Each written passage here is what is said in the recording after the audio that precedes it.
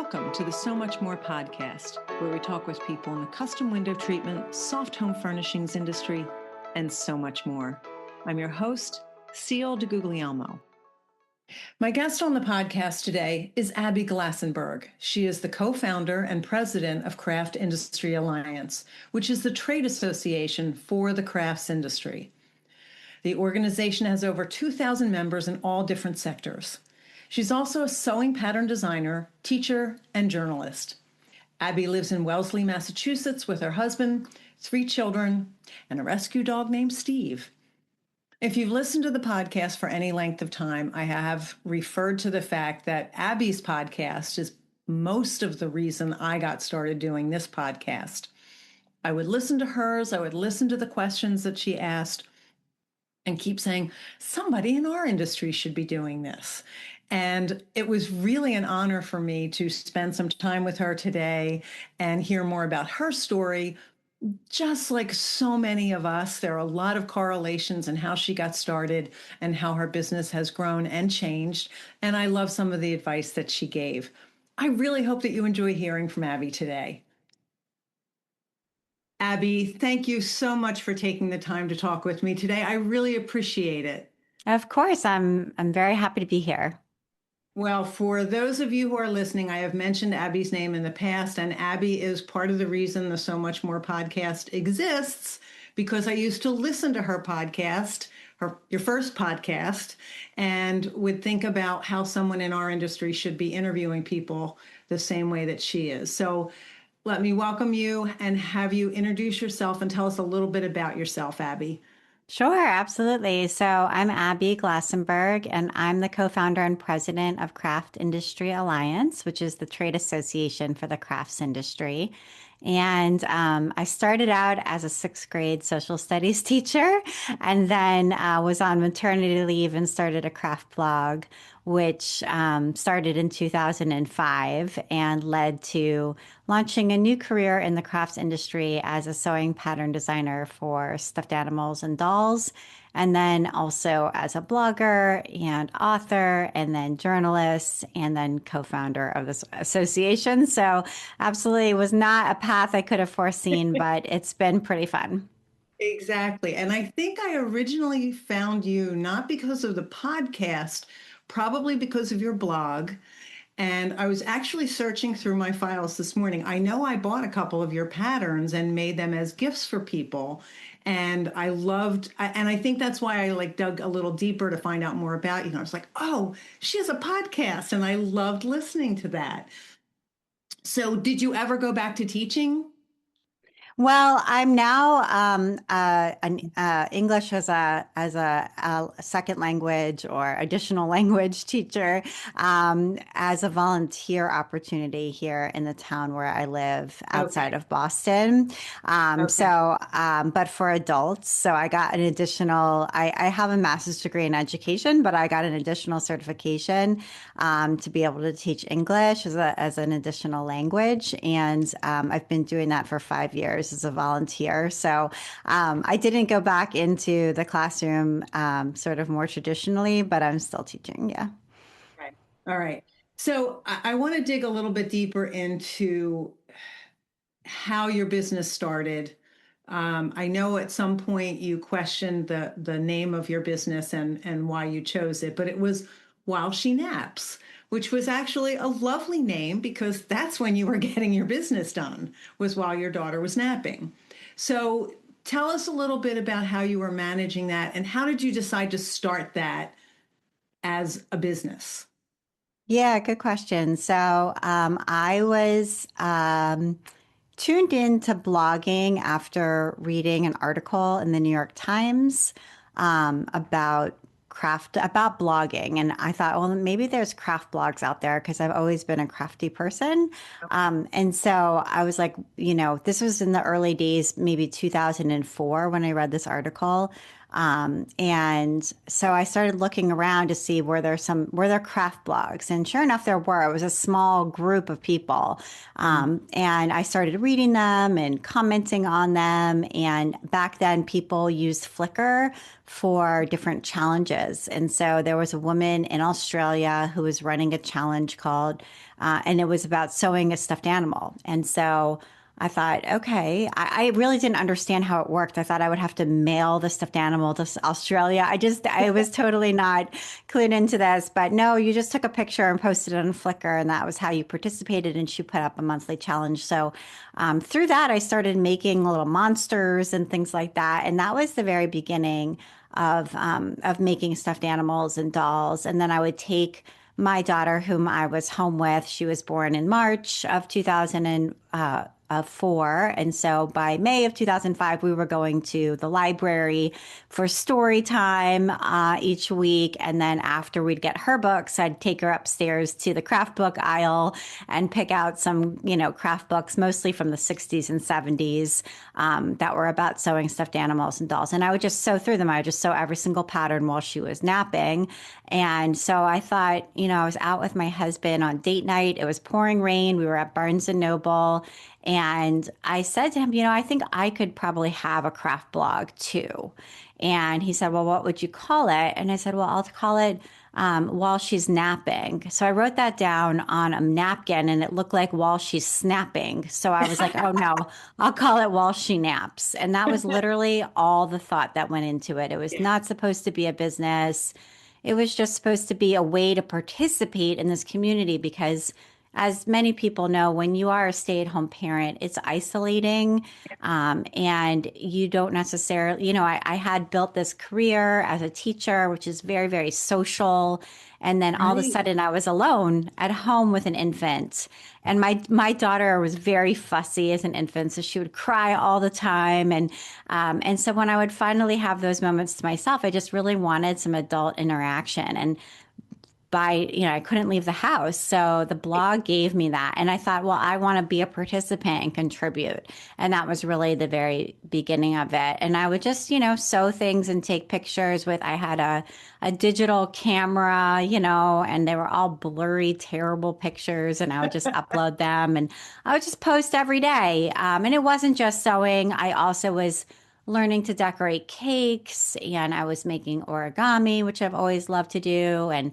I planted a garden in our front yard because we had just moved to this new house with a baby. And, so I would just take pictures of whatever I was doing while she was napping and then I'd put it up on the blog and learned about, how to post things online and how to participate. And that was the very beginning of it. And it was a nice community back then. It was just a small group of women. We were all over in the US, but other parts of the world. And, that was back at the time when people would say, oh, you can't get together in person with someone you met online. There'll be an axe murderer, Right, but but right. people would come to Boston and come to my house and I would meet them and we would do these snail mail exchanges where we would make things and mail them to each other.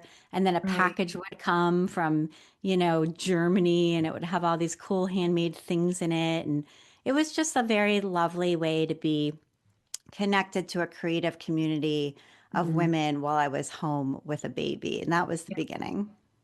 I love that, Abby, and that there's a connection to the window treatment and soft furnishings industry in that a lot of women, mostly women, there are men in our industry, but they started it because they were either home full time or needed a few extra dollars, and it was a skill that they already had. And, crafty people and people who are handy have a way of figuring things out without needing step by step instructions. But yet at the same time, I did the same thing. I went to the library and took out the old Singer window treatment books from the library, but it's also very isolating for many of us because we were working out of our homes. And again, with small children, many of us, not all of us, but then, didn't really know that we were even a workroom or had a community that we could connect with. So I love that you were able to do that from the very start of it. So, at what point did you decide it was time to start making your own patterns and your own blog to bring people together. Right. So the blog started pretty early into that, right, into that journey. And then Etsy launched, and I opened an Etsy shop when Etsy was still in beta. So that was July of 2005. Okay. Listings were free. Etsy was brand new. And at that time, if you take yourself back to that time, it was difficult to do e-commerce. You had to Yes. code, and Yeah. it was really hard, and I didn't know how to do any of that. So this was a way to sell something online relatively easily without knowing how to code anything. So that was Right. kind of a miracle. I mean, this was back in the day when people were very worried about putting their credit card online. It was a very different time. And so I set up an Etsy shop, and started selling some of the things I was making, and then realizing that I really should make my own pattern if I'm going to sell the thing I was making. And so, Right. like, learning about copyright law, like, I didn't know anything about this world. Right. I mean, I think, as you said, creative people just figure things out without step-by-step instructions. And right away, I was like, I can figure this out. I can make it. I'd always been crafty. I got a sewing machine in eighth grade with my bat mitzvah money, and I didn't really know how to use it that well. My mom and grandma didn't sew, so I didn't have anybody at home to teach me. And so, like, things would go wrong and I couldn't fix them. So this was also a way to, like, find out information, learn how to actually use the sewing machine. And yeah, like right away, I was like, oh, I can make my own designs. And so that did not take long. And it was a business quickly, right? I started the blog in May and started selling online in July. So it was a business kind of right away. Mhm. Which again, it was all very accidental that that was going to happen. But I would just kind of, write about all that stuff on the blog, and started also creating a lot of DIY tutorials there. Like, I'll show you how I make X, Y, and Z, or, make a free pattern and show people how to do that as a way to sort of bring people into the blog. So it evolved over time, Right. but that was the beginning. Yeah. Okay. And I do remember, yes, it was difficult to do e-commerce. And I can remember the first couple times I put a credit card in, like, what am I thinking putting my credit card on the internet? But that was something that I specifically remember about your site, was that you had some free things. I could do some things without paying you, but then if you were reading your blog, you got to know who Abby was. So it wasn't like it was some stranger that you were connecting with. And there were a couple other blogs that I followed as well. And at that point, my kids were getting a little bit older, and I was trying to come up with a business and what could I do with the skills that I have. So it was always fascinating to me to see what people were doing for their businesses. And I'm wondering, at what point did you realize that this is okay, this can be a business, and I need to get more serious about it, or more organized, or whatever word you felt you needed to insert there? Yeah. So I started making birds. I had a show at our local library in the display cases.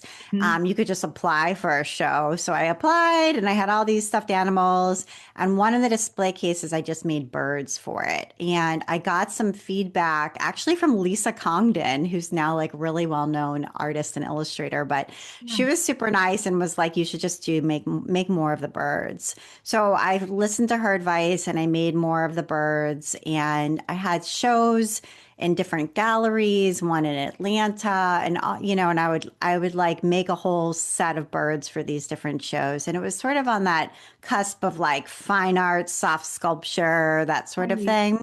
And then I got an idea to write a book. So the book was, in my mind, going to be how to design your own sewing patterns for stuffed animals and dolls, because there wasn't a book about that. That was the book Mhm. I wanted. I would go to Barnes and Noble and be like, where is the guide that will tell me how to do this? Yeah. And there wasn't one. There was one from the late 60s.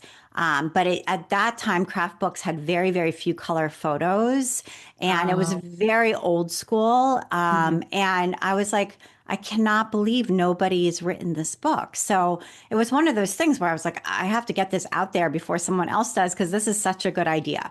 So I wrote this book proposal and I went to the bookstore. I took all the books off the shelves that I liked, wrote down the name of the publishers, looked them up online, and sent off this book proposal, looked up how to write a book proposal, and sent it to 7 publishers. And I got interest right away. I had 5 publishers write back. I had phone calls.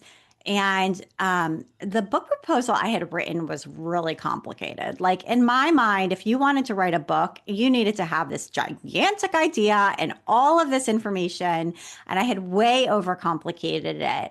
And so I was on the phone with Trisha Waddell, who is the acquisitions editor at Interweave. And she was like, I see what you're saying, but it's too complicated. Why don't you do a book of the birds? And I was like, oh, a book of the birds. That would be like so easy. Like, oh, I didn't, you know. So I got off the phone and in 5 minutes, I wrote the table of contents and sent it to her and I had a book deal. Like it was very quick. And I wrote The Artful Bird and I wrote it in 2009. It came out in 2011. And it was a really good learning experience because I finally realized how to write a book. I got feedback. They had their own photographer who took pictures of my work. So I saw my work through somebody else's eyes. And Oh, it was wow. What a really, great it was great. opportunity. Yeah, I Yeah. went to New York City and I had um, an event at the New York City Public Library. I mean, it was very really cool. So through that, I was like, okay, now I see how to do this. But still, I need that other book, the original book, to exist. And so as Right. soon as The Artful Bird came out, I wrote a book proposal. I rewrote the book proposal, and now I understood how to do it, and I made it much more streamlined, much more simple. And I pitched it to Interweave because they had first right of refusal, and they said no. They said that they would do another book, but it would be sea creatures. And I said, I don't want to do sea creatures. I want to do this book. So it was Right. actually a blessing that they said no, because then I could shop it around. And it landed at Sterling. And I had a fantastic editor who totally understood me. And that book, I wrote that book in 2011. I just had another baby. So I had 3 babies at that point. And it came out in 2013. And that's Stuffed Animals from Concept to Construction. And I'm super proud of that book. That was the book I always wanted to write. It finally was here. Right. Um, and it really, I feel like, added to the information available for crafters who Right. wanted to do this. So that was really great. And in the process of writing that book, like if anyone listening has written a book, you have to get into this cadence of writing patterns. So basically every 3 weeks for a year, I wrote a pattern. And so when I was done, I was like, oh, I can just keep going. And I realized that selling finished items, especially stuffed animals and dolls, take a long time to make, was probably not the best way to actually have a business. And that selling patterns would be better because you do all the work up front, you make the document, and then you sell it infinitely. And you don't really have too much except customer service. So I emptied my entire Etsy shop out, took away all the listings, and made, after I submitted the book transcript, I made another pattern. I just kept going and I put Mhm. that pattern in the Etsy shop. And so that was the beginning. And I think I sold it for $6 at that time. It was a PDF pattern I created in Microsoft Word with hand drawn templates that I scanned. I mean, it was like really simple. Yeah. And that was when I really started to make money because as soon as I had 6 patterns, 12 patterns. I now have, I think there's 43 of them. But as soon as I started to make patterns, I started to actually make money. And Right. that was when I incorporated the business. Created an LLC. I did all the things and figured that out. So that was in the winter of 2012 because like actual money was coming in. It wasn't just hobby money, and I needed to figure things out. And Right. also in the process of writing Stuffed Animals and The Artful Bird, I learned from talking to blogger friends who had it was kind of a blog to book era. Lots of bloggers were getting book Yes. deals. Yes. I learned from them that all of our contracts were different. So if you wrote a book with one publisher, you might have gotten a certain advance and certain ebook rights, and and if you wrote it with a different publisher, it was different and it wasn't the same. And that it was very shrouded in secrecy. So you had this contract and no way to know if it was good or not. And Oh, so wow. and so I started just writing about that on the blog. And the blog kind of evolved from being a DIY, how to sew an elephant, to how to understand your book contract and what is a book contract and who are these publishers. And so I started calling them up and asking them questions and learning all about this. And I did have some people complain because the blog changed course and I kept the same blog. So I Right, alienated a couple of people, but brought in other people.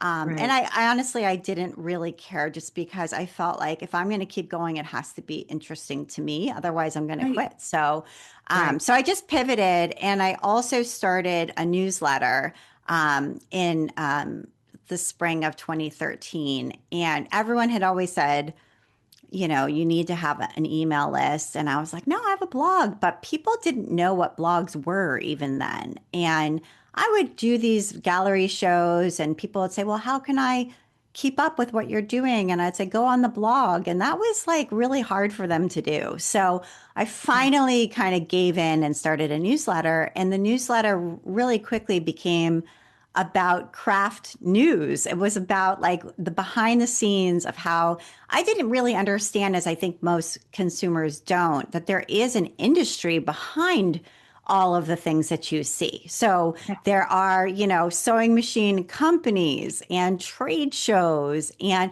all this stuff that you don't know about that, with manufacturing. And I didn't know anything about that, but I really wanted to learn about it. And Mhm. so that's what the newsletter became about, craft industry news.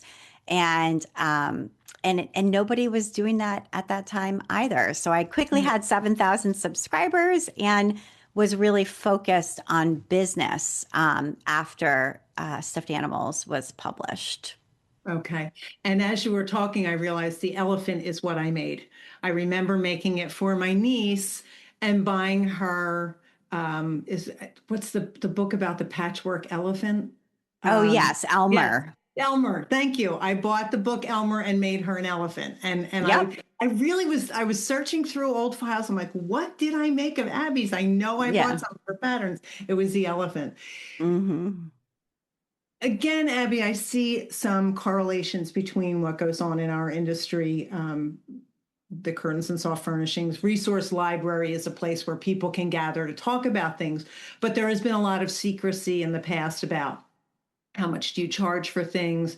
And now we have a lot of people who are educating people within our industry to help. But I remember listening to your podcast when it first started, and I'll ask you about that in just a minute. But in understanding all of what was going on behind the scenes was so fascinating to me because as someone who had turned their skill and hobby into their business, I had less and less time to actually have it as a hobby because I sewed all day. Sewing at night was not really what I wanted to do.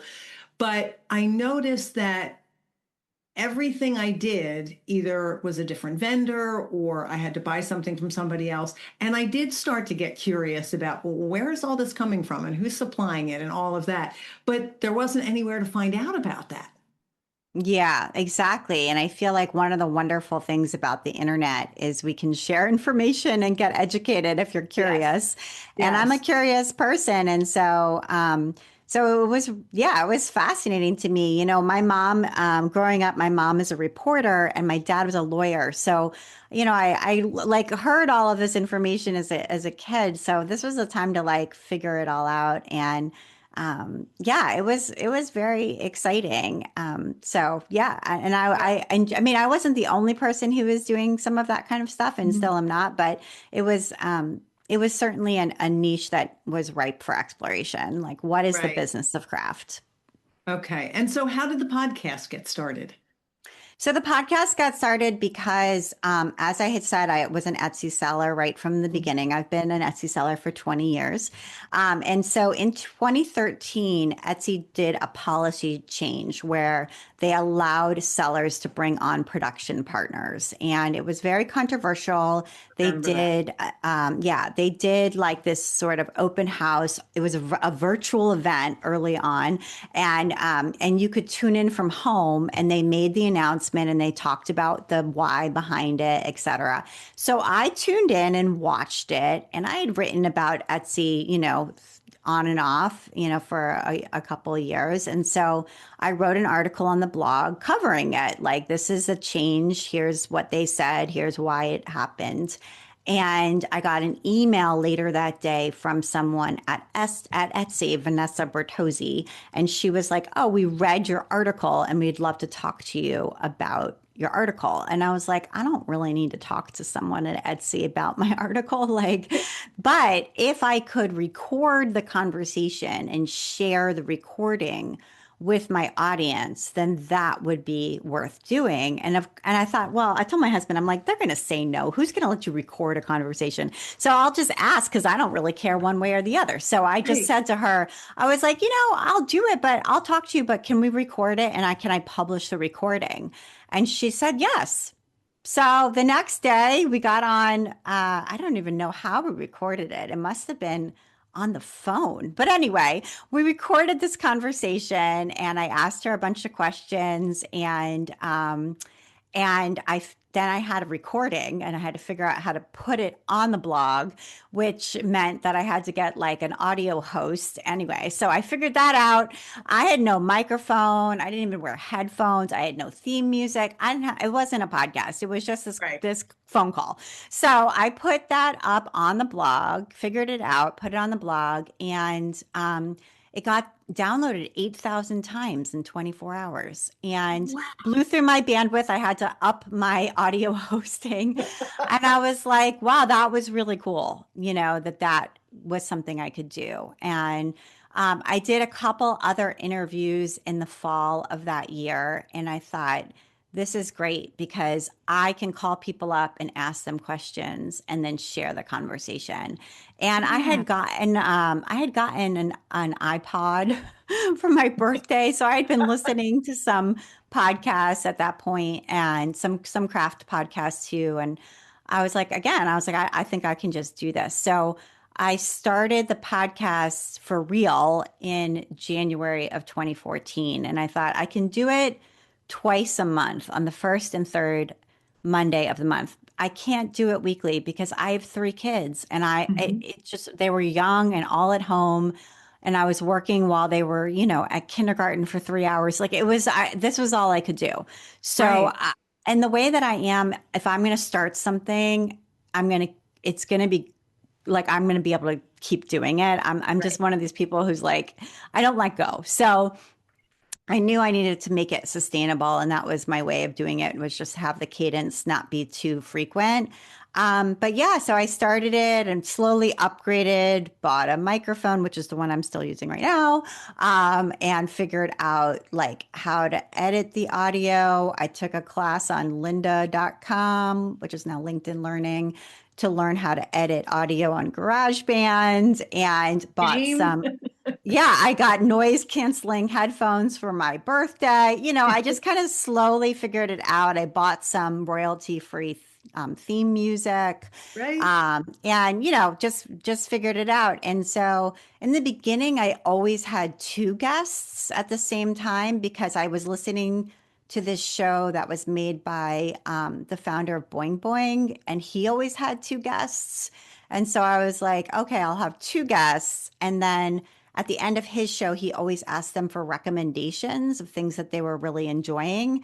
So I had Yes. asked them for recommendations at the end of the show. Having two guests started to be too hard, so I went down to one guest Mhm. pretty quickly, like within a year. But I still ask my guests for recommendations of things they're enjoying, and those always go at the end of the show.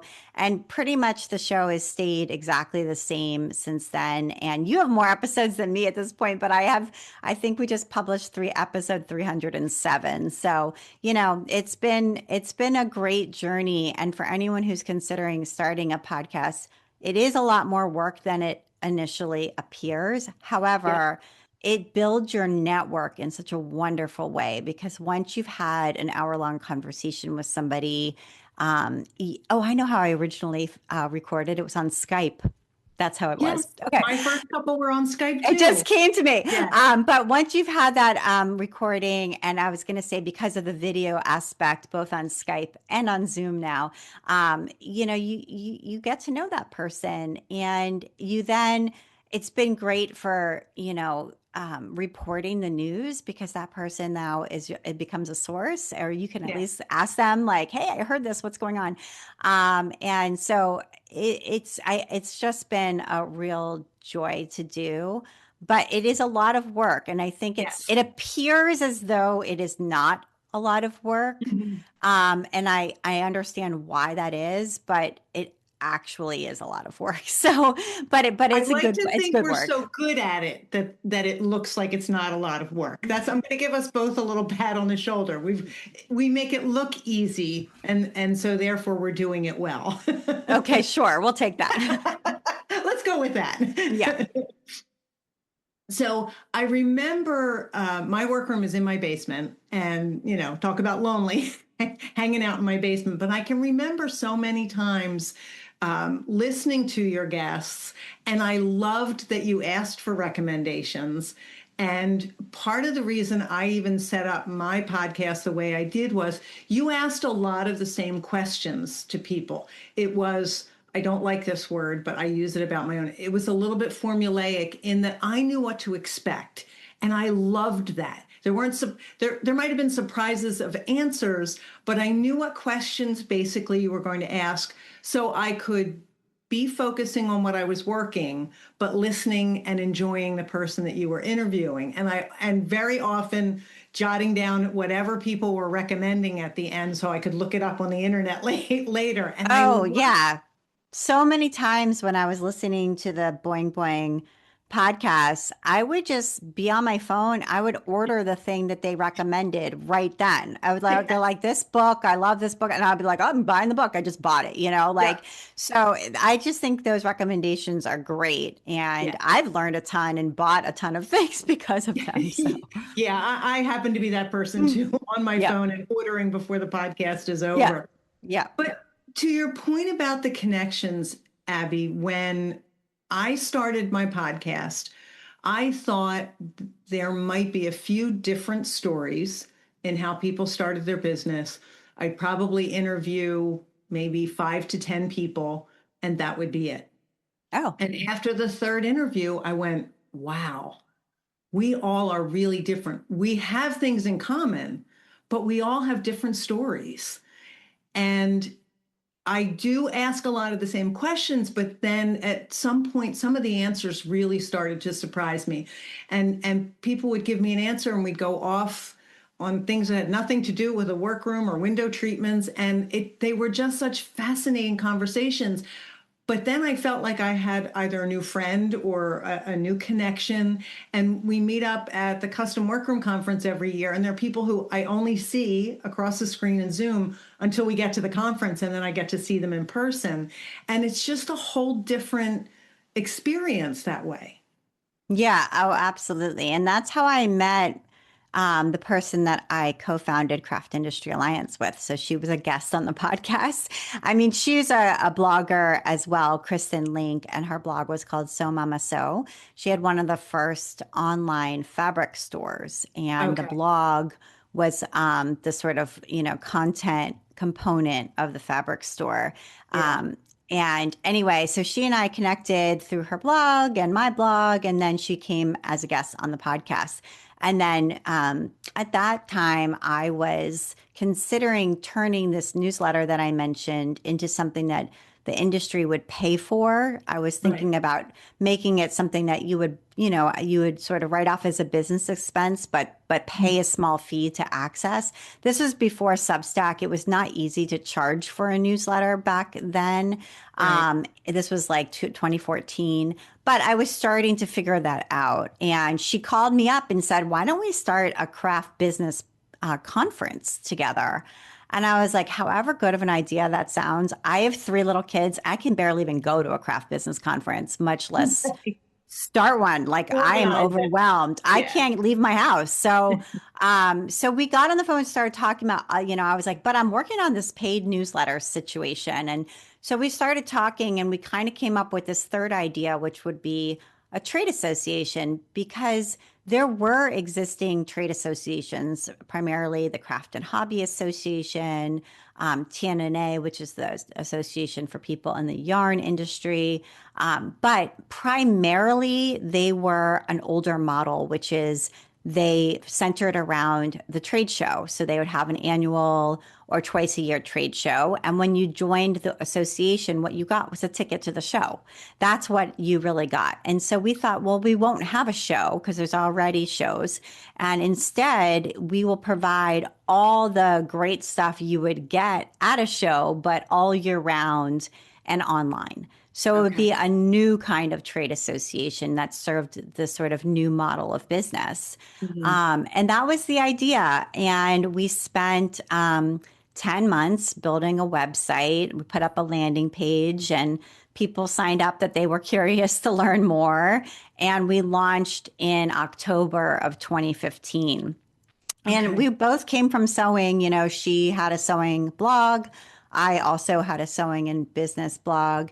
And so primarily the people who joined in the beginning were people who sewed and quilted and things like that. And but it was successful right away. We both made back the investment that we had put into building the website, and we knew it was going to be beyond sewing, but it took a couple years. Different things happened. The Craft and Hobby Association merged into a fine art association and kind of went away. And the TNNA, the Yarn Industry Association, went away as well during COVID. So those groups faded out, and so, and I spent a lot of time learning about yarn. So yarn was sort of the second sector to come in, and subsequently we welcome people in all craft sectors. But it took a little while to get there. But yeah, the podcast was certainly the entry point into meeting Kristen and starting the whole organization. Okay. So tell for anyone who's listening who does not understand what the Craft Alliance is, can you share that with everybody? Yeah, so Craft Industry Alliance is, as I said, the trade association for the crafts industry. We provide three main things. One is news coverage. So I ended up moving that newsletter over, rebranding it. It's the same newsletter, but it is now the Craft Industry Alliance newsletter, and we provide news coverage. So we have a pool of freelancers who write articles. I also write for the site, covering what's happening in the news, because there really wasn't a B2B news outlet in Right. craft for Right. various reasons, partially because it's sort of considered a hobby and women's work and people don't take it seriously, et cetera. And partially because some of the ones that were out there had gone away. So we became the news outlet for the crafts industry so that people understand mergers, acquisitions, new hires, trends, what is going on, and can make good decisions. So news is really, really important to us. And that's one leg of the three-legged stool. The second one is education. So we provide professional development for people who work in the industry. We have webinars and resources so that people can learn how to do what they need to do. When you're a solo entrepreneur, which many of our members are, you have to wear all the hats, and most likely some of those hats you don't have any formal training for. So we will Exactly. give you the training that you need to understand how to how to do your bookkeeping and figure out insurance and marketing and all the things, because there's a lot of things. And we do have a lot of bigger businesses who are members. And in those cases, they often send a member of their marketing team to our education sessions. So education's important. I was a teacher, Kristen, who left the business in 2019, in the spring of 2019, but she was also a teacher. We were both middle school social studies teachers. So education's always been really important to me. And Right. that's the second leg of the stool. And the third one is community. So ways for people to meet each other, to get to know each other, to ask questions of one another, and to find people to collaborate with, to hire, to do services for their business. So we have a Facebook group and roundtable meetings on Zoom and mastermind groups and all sorts of ways for people to connect with one another so that that loneliness and working alone in your basement is somewhat alleviated because you do have a community of people who get it. Often we find people locally, when you tell them what you do, they don't understand, maybe don't even take it seriously. But in our organization, we all get what you're doing and all totally admire it and take it seriously Right. and want to be helpful and answer your questions. And so community is a really big part of what we do. So that's what Craft Industry Alliance is all about. Okay. And I think it's so fascinating because I agree. And running the Curtains and Soft Furnishings Resource Library, those are the three things that are most important there. And the community is a really big part of it because when you are by yourself, you don't know what you don't know. And yes, we are good at figuring things out, but sometimes it's just nice to have somebody say, "Oh, you don't have to do that. You can do this instead," and go, "Oh, I have permission," or "Oh, that's a better way to do it." So I love that about this support network that you have. Yeah, it's really important. And then so this is 4 years ago, right after the pandemic. A trade show. I mentioned we didn't have a trade show, but a trade show out of Germany called H&H Cologne, which is a craft industry trade show that's been going on in Germany for decades. The parent company that owned it wanted to expand into the American market. And they're a very collaborative organization. And they reached out to me and said, "You're the trade association. We always partner with trade associations. Would you like to come on as our strategic partner to help us bring this show to the US?" So that was a perfect solution because we were a trade association without a trade show. I Right. absolutely did not want to own a trade show. It is so much work and so much risk and so much financial output up front. It just was not at all something I was going to be able to do. But by Okay. partnering with this organization, they've been in business for over 100 years. They run 80 trade shows all over the world. They know exactly how to run a trade show. Right. And I know how to run all the education at the show. So that's what we do. We book all the business classes, the day-long conference that takes place before the show opens, all the keynote speakers. I host the State of the Industry panel discussion that opens the show, all the panels on the main stage. That's what we do with them. And then we market the show to our members to be both attendees, but also exhibitors. And it's a great partnership, and the show's grown a ton. There were over 5,000 people there last year. So now for the community aspect of our organization, we have a place to gather in May in Chicago and see one another and learn together and celebrate together. And now this year, they've actually opened a second show, which will be in Houston in October. So it's been a wonderful partnership for us, and we really enjoy and value working with them. And it's solved a big problem. It's entirely B2B, which is what we are, but Right. without us having to figure it all out on our own. Okay. So, one of the things that we talk about in our industry is that a lot of us got started for the love of sewing, or we had a skill, maybe not the love of, but we could do this. And one of the things that, as you develop a business around a skill, is that it is no longer a hobby and it is something that you have to focus on. So, I'd love to know how your business has changed from those days that you were working while your daughter was napping. And do you do much sewing anymore? I do still sew. I Okay. don't think I'm wired as a person who cannot make things. Like I have to do it. It's just, I don't know. It's like a compulsion. Like I just don't feel right if I don't have projects going. I'm a very project oriented person and I love to make things. So as far as Abby Glassenberg design, washing apps, is really on the back burner, but it still exists. The blog is still there. You can go take a look. The Etsy shop is still there. I probably make $20 a day on Etsy. I still ship out supplies several times a week because I sell all the component parts you might need to and Right. tools you might need to make stuffed animals and dolls.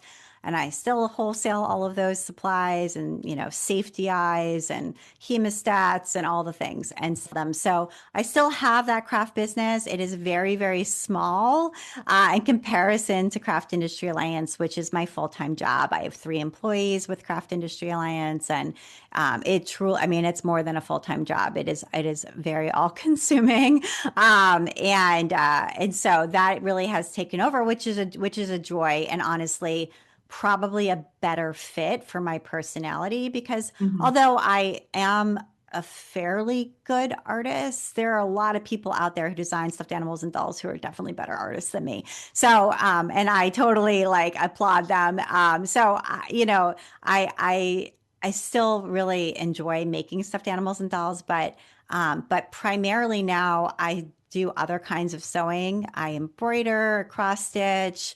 I do English paper piecing and make quilts.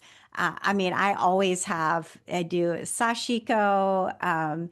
I did some indigo dyeing not long ago, ice dyeing. I mean, there's always projects going. I Okay. love craft kits. I made a rope bowl recently. Next to me here is my serger and my sewing machine. And I work, as my office in my studio. So you can see there's a cutting table and an ironing board behind me and bolts of fabric. So, it's still very much both, but I was sort of, if you're imagining it, Craft Industry Alliance now is, a 40-hour plus per week job. And Yes. crafting is just like, a way to unwind. And as you Hmm. said before, like when you sew all day, which I used to do, Yeah. um, it's hard to do that as your hobby. And so now Yeah. it's come back as a hobby. I don't, I used to share every single thing I made. If I made something, I had to photograph it. I had to make a tutorial about it. I had to post it somewhere. And now, I mean, I've made dozens and dozens of things and I don't photograph any of them or post about Okay. them anywhere. I just give them to people and I feel great about it. So it's gone back to that role and that's great for me. I love that. And I've struggled myself with moving into operating the library and not having the same amount of time to sew. And I have a large workroom with lots of fabric. And so I found myself doing some of the same thing, like just finding things to make, because if I'm sitting with my hands still, I'm not very happy. So Yeah. I love hearing that because for a lot of people who turn their craft or skill into a business, they they stop doing what they love and make what people need to buy from them. And Yeah. it's not the same. It really is not. No. No, it's not. Yeah. Okay. So I'm curious, in all of this, Abby, I can see and hear the passion that you have for it, but did you ever consider quitting? I mean, there have been hard times for sure. There have been all kinds of things that have happened, rejection, various controversy, etc. And there are definitely those moments within when those things are unfolding where I'm like, I'm just going to throw in the towel and get a regular job. Like, what am I doing? This is so much. I don't need this. I can just work for someone else and not have to have this showering down on me. And Right. I think pretty much anyone who's had a business, owns a business, can probably relate to Yeah, that. I Just, think so. you make a mistake and then there's all sorts of bad repercussions from the thing. You're like, why am I, putting myself through this? So yes, there have been times. And part of the reason that I went and got additional teaching certification to teach English to immigrants to the United States is because I needed something else. I needed a reason to leave my house. And, I can relate to that too. yeah, I'm sure you can. Yeah. I mean, I do have three employees with Craft Industry Alliance, but they're all remote. So they're in different parts of the country. And I mean, we see each other once a year. So I was, as my kids got older, I now have two kids in college and one's in high school. And I could start to see sort of the light at the end of that tunnel where everybody is gone and I'm an empty nester. And here I am with a business that was really designed for me to work while they were napping. And Right. that no Right. longer served me. Like I Yeah. needed to actually leave my home. So I got this additional certification and started to volunteer at our library as an English teacher once a week so that I would leave the house. And that has really grown. So, like last year, my class were the people who work at the cafeteria at the middle school who are all Spanish speakers. Mhm. And so I had 10 cafeteria workers every Wednesday after their lunch service, and I would come to the cafeteria and teach them English for an hour.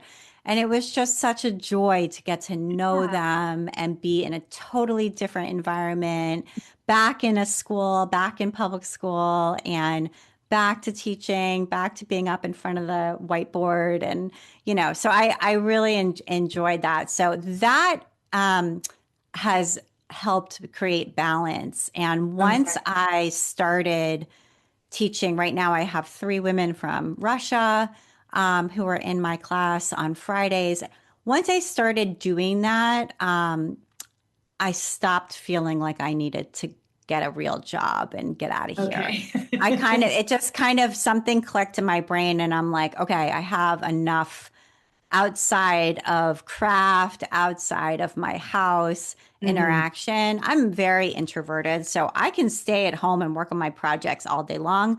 But it does provide enough of that just for that 1 hour a week. I'm like, that Okay. fills the cup. And then I'm like, okay, I can Going home. hang. I can hang with all the ups and downs of being an entrepreneur, which by the way, I mean, there are a lot of ups and downs. It's Yeah. a real you got to hang in there tight because Yeah. it's a lot. It is a lot. And I love asking that question about quitting because sometimes I get the answer of every day. And sometimes there are people, no, I love what I do and I'm really happy here. But sometimes it's just the expression on people's faces that tell me everything I need to know when I ask that question. The sponsors of the So Much More podcast allow me to bring guests to you each week. And without them, I couldn't do it. I'm pleased as the owner of the Curtains and Soft Furnishings Resource Library that I can use the library to help sponsor the podcast as well. The library hosts the industry's largest curated collection of educational resources for the custom home furnishings professional. Membership to the library gives you access to a wealth of downloadable reference materials, videos, live events, as well as a community of support to help you develop your design, sales, and fabrication skills, and to grow or start a business. Join the library today at csfrl.org. The Workroom Channel is the premier online training provider for professional fabrication skills. Go to theworkroomchannel.com to browse the selection of anytime access courses created by industry experts. Watch detailed demonstration videos, download companion materials, and participate in private course discussion boards with your instructor and classmates from around the world. Start your course path today at theworkroomchannel.com. Education, networking, visibility, and industry discounts are just a few of the benefits that are offered to members of the Window Covering Association of America. The WCAA is the only national nonprofit trade association that's dedicated to the window coverings industry and the dealers, decorators, workrooms, designers, and installers that make up our membership. The library is a gold level sponsor of the WCAA. Join today at WCAA.org. WCAA, where you are never in business alone. Discover Climacus Studios, where innovation meets exceptional design. Climaca fabric and wallpaper collections are inspired by the original works of collaborating artists and developed with the understanding of how fabrics are manipulated into exquisite soft home furnishings. Workroom businesses enjoy exclusive access to engineered designs and best trade pricing. From clever layouts to classic linen prints, Climaca Studios delivers the quality and consistency that your business demands. And Climaca's reliable, on-time delivery keeps your projects running smoothly. Go to climacastudios.com for swatches and trade account information. Climaca Studios, for the joy and profit of workrooms. What have been some of the biggest challenges of getting the Craft Industry Alliance going? I mean, part of it was technology for me. Yeah. So my business partner, who I referred to, Kristen, she was really much better at technology than I was. I had a WordPress website that was, where my blog was, but it was pretty simple and I didn't really know how to use it that well. And she really knew more about technology than me. So we had decided together we're going to build the site ourselves so that we Mhm. understand how it works and can update it as we need to. So Right. that was always there from the beginning, but frankly, she built it. I mean, she did a lot of that aspect. And when she left, because she had some personal things happening and she needed to exit the business, and when she left, I didn't really know how everything worked. She Gotcha. also handled a lot of the finance. Finance is not my strong suit. I'm married to a finance guy and he helps me a lot. And Kristen did that in our Okay. business. And so it was really a lot to learn. I never wanted to be a solo CEO. I never wanted to be CEO. It was always Right. supposed to be both of us. And so the other thing I had to learn, so it was technology, finance, and then leadership. I had to sort of step into being the head of a company, which was never my plan. And I mean, we never expected that she was going to leave and that I was going to take over. And I Right. bought out her 50% share of the company. And then I had to like take ownership and lead. And I got leadership coaching for 6 months, which was tremendously helpful. I really highly recommend leadership coaching to sort of work through because you're a person and you have all your baggage from who you think you are and who you think Right. you're not, and Right. figuring out how to actually process that and bring yourself into this leadership role. That was a huge growth opportunity for me. So there's been a lot of hard things. That being said, I now know how the site works completely. And I hired an incredible bookkeeper after Kristen left, and I review the books and understand them and take ownership of leading the company, even though some days I don't want to. um, so it's been a real time to like mature and grow. And there's lots more growth to do. I know that, Right. but yeah, those have been some of the harder things that just weren't what I sought out. I like the Right. reporting, I like the relationships, the podcasts. And that was the side that I really liked. And it was hard to give up some of that because once you are in charge of the company, I didn't have as much time to do reporting as I used to and things like Right. that. So it was just a very different role. It was Right. like I got promoted without asking to be promoted Yeah, and and had to learn. I love what you said. There are things that you didn't seek out, but because No. of what happened, you had to take ownership and responsibility for them. That's Yeah. fascinating. All right, so I'm curious in all of that, what's your definition of success?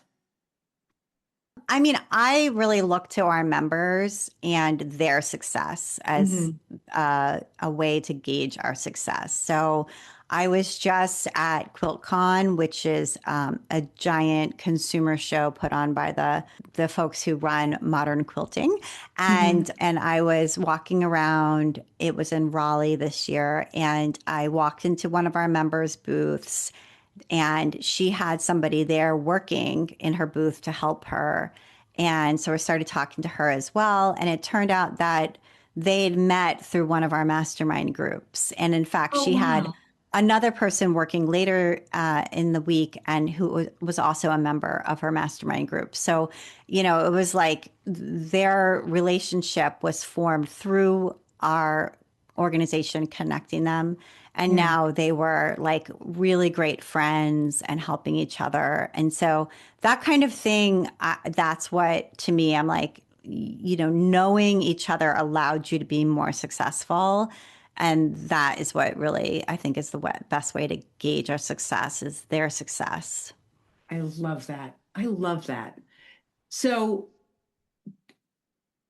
in my industry, a lot of us tend to talk about being perfectionists. And when you are putting, 10 yards of fabric on the table and you have to decide where to cut it and do all the things that we do, sometimes we can be really hard on ourselves. And when we make mistakes, and you said that you alluded to this earlier, there are mistakes and there are consequences to those mistakes. I'd love to hear how you handle mistakes, but also as you've gone into more of a leadership role, I'm always fascinated when people have employees. When someone who works for you makes a mistake, how do you respond to that? Yeah, it's a good question. I mean, I try, first of all, to have really open communication with everybody. And when I hire people, I always talk about that. We are in communication all day long on Slack, which is really helpful. And, we also meet, I have different schedules of when I meet with my employees, but we do Mhm. meet. And so having that open communication is really important. I also think it's really important for me to be honest when I make mistakes. Like 2 weeks ago, I made a mistake and it ended up costing us money.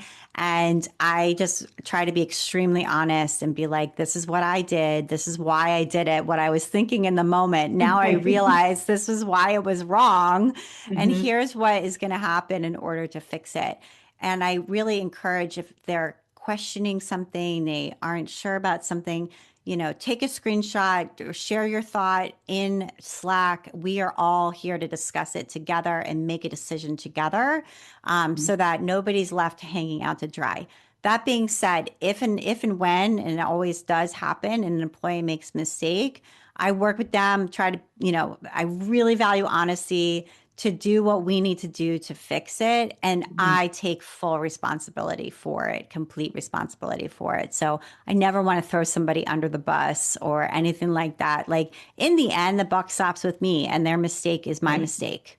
Right. So I try to take total responsibility for it. And then we also try to set up systems so that it won't happen again. Like what Right. happened that allowed this to take place? Right. Even with my own mistake that I made, it had to do with an email template that had an old photo embedded in it. And I Okay. made that photo live when it shouldn't have been. So it was Okay. like, and so what we did in response was we built a new template that didn't include the photo. So it Okay. can't, and we deleted the old one. So it can't happen again. So Right. just going back in a postmortem and say, what was the system breakdown that Yeah. made it so that I could even make this mistake happen? And how Hmm. can we fix those systems so that it's not possible in the Yeah. future? And after we do an event or a launch, we all, after it's over, we meet and say, well, what did we learn and how will we change it next time we make a document? Okay, next time, a year from now, when we're about to launch this again, here are all the things that we didn't do Right. right or we wish we had done so that we can make it better. So those systems are really important. Yeah. I like that you're checking in with them before you do something again, because I have a habit of creating a system and then never bothering to look at it again. So it's really not helpful when I do that. So, one of the questions I always like to ask, and since you are an author and we're really into books, do you have any books that you would recommend, whether they be business books or businesses that affected your life in general. I love to share books with my listeners. Gosh, I have to tell you that I read as an escape. So, Gotcha. I was a history major in college, and I love to read and listen to audiobooks as well. I listen to lots of audiobooks, and they're all history related because it's a Okay. way to get away from real life. And I love to learn. There's so much to learn that I don't know. Hmm. So I will say currently I am reading a book about the Russian Revolution. So Okay. Okay. has nothing to do with work. I'm always fascinated by how people answer that question too, because I have people who have a list of business books that they want to share, and then I have people who say, "Oh no, if I'm reading, it is not work related," and I Nope. love to hear that. Okay, all right. I'm pretty sure I know the answer to this, but do you use a lot of technology in your business? All the time. We have tons of technology. Slack has been really helpful as well Okay. as Zoom. I love Slack and love Zoom. I have like a max paid Zoom account. I mean, I pay Zoom like $1 million, but we're able to do really large webinars on Right. Zoom, and Zoom's really helpful to us. We use it constantly. And Slack for communication is helpful. But yes, I use Trello. Our website's built on WordPress. We use MemberPress. It's a membership site. So the plugin we use to That's what create I the have. Yeah. membership site is MemberPress, Yep. which has its ups and downs, but we have over 70 WordPress plugins. So we use a lot of plugins and maintain the site. Our host is WP Engine, and we also pay them $1 million. But I do have a dedicated helpline with WP Engine, which is really helpful. So I can call them and ask them to fix things Yeah. that when the site's not working. And because essentially, our organization is a website. And Right. because essentially that's what we own is we own a website. We have to make sure the website's really functional. But we use MailChimp for email marketing, which is hugely important to us. So I'm in and out of MailChimp probably 10 times a day. So, Right. yes, we use Yeah. a ton of technology. It's essentially an online business is what we have. Okay. And I can relate to all of that. I also use MemberPress and WPN Yeah. and all of it. So Yeah. what three business items could you not live without? Ooh, business items, meaning. Could be some of the things you already mentioned, but like just if it disappeared from your day, you couldn't complete your job. Yeah, well, one of them is my laptop because I love to be able to go places and take it with me. So if I Mhm. have to bring my daughter to the library, she goes and gets books, and I sit in one of the big comfy chairs and work. Right. And I bring my laptop with me everywhere. Unfortunately, it's often with me on the couch at night because I work all the Yes. time. And that's which is fine. But I have a MacBook Air and I use it constantly. I also have a Logitech webcam, which I really like. Mhm. I'm using it right now, and I have to say, like, it's great. It has very like clear, crisp video, and I Yeah. think it's it. When you're on Zoom a lot, it's important that you look professional and Agree. that, your background looks professional. And so I think investing, and it wasn't that expensive, but I think investing in a good webcam is great. And then I have a Blue mic, which is Blue is the company Yes. that makes this microphone, and it's very simple to use and plug in. But I think that, along with the Beats headphones, which I'm wearing right now too, I think having good sound is important. These small little things, like the attention to detail so that you look a professional and feel professional and can do your job from anywhere. Those things are really helpful. Abby, do you think that there's an extra emphasis on that looking and feeling professional because it's craft related? And as you said, it's often been looked at as women's work and not important and not taken seriously. Does that ever figure into how you feel? I mean, it does and it doesn't. It depends on the audience. Like, I think one of the really nice things about going to shows in this industry is it's like absolutely acceptable to have pink hair and lots of tattoos and dress in a way that's super expressive. Hmm. Everyone is, wearing things they've made and you can kind of just let it all hang out. And I Right. mean, we're all super creative people. And so it's not that it's like more casual. It's just like, when you're in a regular sort of mixed group of people, there's the one or two people who are sort of artsy, funky people. But when we all Hmm. get together, we're all those It's people. everybody. So, yeah. So we're your artsy friend, but all of us are. And Right. it's like fantastic to be in that group. So in that way, I think it's, less formal maybe than other business settings, but yeah, I do think there's still a lot of hurdle around being taken seriously. And, like I got in an Uber to go to the airport and the other day, and the guy's like, "Oh, well, what do you do for work?" And I said, "Well, I run the trade association for the craft industry." And he's like, "Craft, like mac and cheese?" And I was like, "No." So No, not that crap. I was like, when you go to Michael's and you go and walk up and down the aisles and you see the glue and the beads and stuff, all those companies are our members. And that's the Hmm. sector that we serve. And he was like, oh, okay. But I mean, it's still an uphill battle to even explain to Yeah. people that that is a sector, even though it's Right. really huge, multi-billion-dollar business, but people don't see it as that. So, I do think there's still that sort of uphill Yeah. climb to prove to people that it's real. Yes. And it's so many people are running a business related to all of that. So I listened to your podcast about the closing of Joann's. And I think one of the things that really fascinated me was how many businesses were affected by that. That Joann's had been their primary client, and that some businesses went out of business and some had to pivot and say, okay, how do we sell online? How do we find other retailers to sell to? And I'll put a link to that podcast in the show notes for people. But we're several months out now from Joann closing. Have you continued to see repercussions from that? Have you seen anything good come out of it?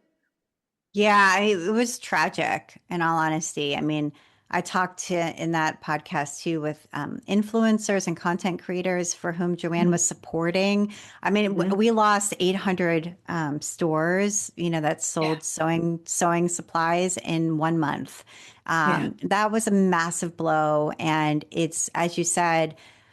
The people who sold into Joann's took huge losses that they never, were able to recoup Right. Right. and lost their biggest client. So, the reverberations of it will last for years. It's not Okay. something where it's going to just solve itself quickly. That being said, it's a huge opportunity for local retailers. Joanne was a category killer the way Walmart is. And so part of the reason why all those, independent fabric stores in your neighborhood and your Mhm. city closed was because Joanne was there and it was Right. undercutting everybody, right? Right. So here in Boston, we used to have a little garment district and it's gone. Right. It's completely gone. All those businesses are gone. And so now is an opportunity for them to come back. Hmm. And we've seen a lot of businesses, particularly looking at bringing in garment fabrics and substrates, probably Hmm. the same at Home Deck because there was a lot of Home Deck fabrics Right. at Absolutely. Joanne. And so, it's a big opportunity. I think I see like Mood Fabrics, which everyone's familiar with through Yeah. Project Runway, has expanded now, opening more and more moods all Hmm. over the US. And I expect that will probably continue, although I don't have any inside information there, but just Yeah. looking at their trend, but I see a lot of retailers saying, people are coming in here and asking for things we don't carry. They need to make a costume for the school play or for Halloween and we don't have those things, the things to Right. make the costume with. And so we need to sort of figure out how to get them and just help that customer. Also the price conscious consumer. So the person who is going to Joann to buy the $4 skein of acrylic yarn, that person comes into the yarn shop for the first time and is looking for a $4 skein, which the yarn shop doesn't have. Does not So have now. yeah. So, I think there's a lot of opportunity there because the yarn shop, what it does have that Joann didn't have is community. Yes. And so now you can go to the yarn shop and go to knit night and meet new friends and learn how to improve your skills and really make craft part of your life, Hmm. which, Joann was really very sort of anonymous. You'd go in and out and nobody knew who you were. Right. So it's a very different landscape with independent retailers, but we have so much to offer. And so, like I said, it's going to take years to Yeah. shake out. But I do think it was really tragic and it was killed by private equity. Yeah. Yeah. Just so we lay the blame where it belongs. Okay. And I'm with you Yeah. on Yeah. that. So I did ask you about sewing. You are doing some sewing for pleasure, but I'm going to use the same word for you that a friend of mine uses on me. You're a Renaissance crafter. You like to try different things and do different things. And I love that because it gives you a chance to experience new things and decide, okay, this is for me, this isn't for me. What is your favorite thing so far that you have done? What craft, what handicraft, what art have you done that's been your favorite? Yeah, and I love to buy kits, by the way, because I I think do kits are a too. brilliant Yes. introduction to something new. I'm a Yes. huge fan of kits. But right now, I mean, for many years, I've been obsessed with English paper piecing, which is a Mhm. type of hand quilting where you use a small piece of paper that's cut into a shape and you fold fabric around it and then baste it and then baste those shapes together and sew those shapes together. And then you take the paper out at the end. So it's basically a way to hand quilt complex designs without cutting anything in a straight line. I'm not a fan of cutting things in straight lines. I'm not good at it. I don't like doing it. It kills all the joy for me. So I really can't be a traditional quilter where you have to cut 142 blocks that are exactly the same. Like I literally can't do it. So Okay. English paper piecing, you kind of cut a rough shape and then you fold it around a hexagon and it's a perfect hexagon in the end. Okay. And I love too that doesn't require a sewing machine. So you can sit on the couch under a blanket, talking to your family and sewing. And it's super portable and it's all done by hand. So you're not tied to your sewing machine. You could use tiny scraps of fabric too, which I Hmm. also love because Yeah. I'm kind of a collector of like little tiny cool scraps of fabric. And so Yeah. you can incorporate all of those into your pieces. And I've made some things like I made a challah cover that my family uses on Shabbat, and I made a matzah cover that we use on Passover. And I started making those little things because, my husband's grandmother left us this challah cover that she had embroidered, and she wasn't super good at embroidery, and it's not like it's really super well done, but it's so meaningful to us because Yes. those are her stitches that she made by hand, and it's Yes. like an expression of herself that's in this challah cover now that she's gone. And so I thought, my God, that this is so lovely to have, and I Right. want my family to have things that I made. And so I Yes. started making things that we use, for special occasions and things like that, that I can then give to my kids. Oh, I love that. That's really special. So I'd love to know what you do extremely well. I'm good at managing time. Okay. That I do not hear that So often.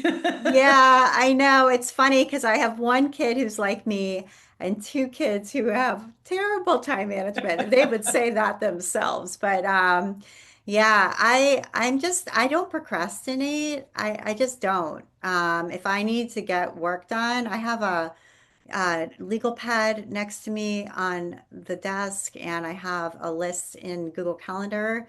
And someone asked me once, like on a podcast, like, what is your ritual to start work? I said, there's no ritual. I literally sit in the chair and just start Start working. working. So, yeah, I'm not a procrastinator. I have a good internal clock. So I Okay. can tell just right away, this is going to take me 20 minutes, and it takes me 20 minutes. Oh, that's amazing. I have to say, I'm very jealous of that. And if you ever need anyone to procrastinate, I'm very good at it. I'm happy to help you with it. What do you not do so well?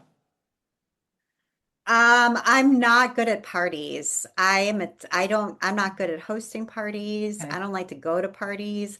When I get to a party, I want to talk to one person and I'll just talk to that one person for 4 hours and then go home. Okay. And that's just the way that I am. I'm very introverted and I'm not great at small talk. And yeah, my social skills not the best. So I would say like I've gotten better by teaching myself through watching like videos on how to do it, how to be better at it, and I have to sort of tell myself you can't just talk to this one person this whole time. You have to move Okay. on. You have to move around the room. But parties are not, I'm just not good at them. And then I Okay. dread going to them and then I'm exhausted after I go. Now, that's never an answer that I've gotten in the past, but I know a lot of people who would are nodding their heads right now going, "Yeah, that's not my favorite either." What about you would surprise people? Would surprise people? Well, I'm like a gym rat. So, I work out 7 days a week Good and for I'm you. addicted to going to the gym. And I have a lot of friends at my gym and I don't feel good if I don't work out. So Okay. I just work out. I love to work out and I love to have like defined muscles. And that's always my goal. And yeah, I'm pretty massive gym rat. I love that. And I love it does get you out of the house. Plus, whether we're sewing or crafting or at our computers, it can be bad for our bodies, some of the things that we're doing. So that's great that you take such good care of yourself. Yeah, it gives me an internal sense of calm. So whatever Hmm. craziness happens later in the day, I feel like I can handle it. There's your ritual. That's how you start your day, is with the gym. Yeah, I go to the gym every day. What do you love best about running this trade association? Um, I would say like it's a really good community of people. You know, Hmm. most people who work in the craft industry got into it. Not everybody, but most people got into it because they were really good at crochet or whatever Hmm. it is. And now they Yeah. find themselves with a business. Yeah. And those are the best kind of people. They're creative people. They're often really artistic and talented Yeah. people. And they understand the value of making things. So, I mean, I think the people are truly the best part. I mean, people always say about memberships, like people come for the content, but they stay for community, and I think Hmm. that that's definitely true. Okay. What do you like least about it? Um, Least about it, I mean, there's just it's just endless. You know, I think when you're an entrepreneur, it never ends. I'm taking my son on a trip to England next month and we're going to be gone for a week and like the overwhelm at just thinking about not being able to work Yes. during the I mean I'm bringing my laptop. I already asked if there was Wi-Fi at the inn. Like I will be I will be online in the evening, but to not be able but we're walking through the Cotswolds. So we will Okay. be walking like, 11 miles a day or whatever. Okay. So I the it's just I can never go away. I just Yeah. feel like I mean I can and I'm gonna go away. Right. Right. But the feeling that like I've made a rule now where I don't open the laptop on Saturdays because once the laptop's open, It's really hard. I'm just like sucked into the void and Yep. I can't get out. So there's just always more to do. Someone Hmm. wants a refund and this thing on the site is broken and now I have that what I mean it's just on and on and Yeah. on. And I think when you work for someone else, it might be easier to turn it off and go home for the day. But it's never off. Like Yeah. I will wake up at 3 in the morning and then I'm thinking about, work. So Yeah. Yeah. That sounds very familiar. Where do you see yourself in 5 years, Abby? Still doing this. 5 years from Okay. now, I'm 50. So, definitely still doing this. My husband and I would like to, once we get the third one launched, we want to move back into Boston. We live in the Okay. suburbs. Okay. So probably living closer to the city so we can enjoy more of the city and all the city has to offer. Hmm. But other than that, still doing this. Probably, I mean, I should hope the organization grows, serves more people. is bigger and even better than it is now. There's Hmm. always so much to do. So yeah, pretty much just doing what I'm doing now, but with three adult children. And that does change everything. It does. So, where can people find the Craft Industry Alliance? I'll put links to everything in the show notes, but I know you have a website. Yeah, and we And would love for you to join us. And if you want, you can just subscribe to our newsletter, which is free. You can yeah. always unsubscribe if you don't like it. No offense taken. So you can do that right on our homepage, which is craftindustrｙalliance.org. And you'll see a sign up box for the newsletter if you're curious. You'll get it once a week, Wednesday mornings at 10 a.m. Eastern. And you might like it. So take a I look. love it. So I Oh, highly good. recommend There people you sign go. up for it. Yeah, So, just give it a go. But we are Craft Industry Alliance on all other social platforms, but okay. we're primarily on Instagram and we're on LinkedIn as well, and on Facebook. We don't really Okay. use the other ones very much. Okay. All right. I'll make sure people have links to it. So, as a final question, Abby, what advice would you give to someone who is considering creating a business from their hobby or their craft? Um, I think it's important to find product market fit. I think it's very easy to sort of think, well, if I like this item and I enjoy making it, then it's a business. And that's not always true. Some Hmm. things that you make take too much time to sell them for a profit. The materials are too expensive for you to sell them for a profit, even if you get a wholesale account.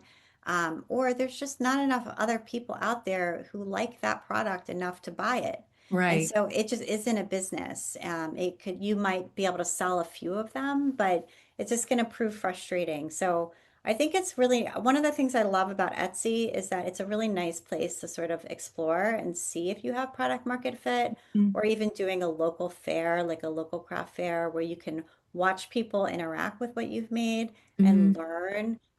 But if in the end you don't like making the thing that will actually sell, then don't go into business, because a lot of times what you have to make isn't necessarily what you want to make. Right. So it changes the dynamic. And yeah, so there's a lot of thought that has to go in there first before you really know this is a product that has enough demand that I can make where the margins work and I can actually scale it. And that's what a business really is. Hmm.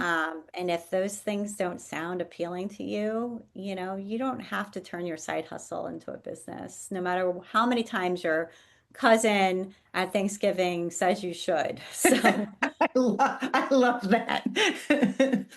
Abby, I think that's really great advice. And this has been an absolute pleasure for me to talk with you today. Thank you so much for your time. I really appreciate it. absolutely, it was my pleasure entirely. Thank you. Thanks, Abby.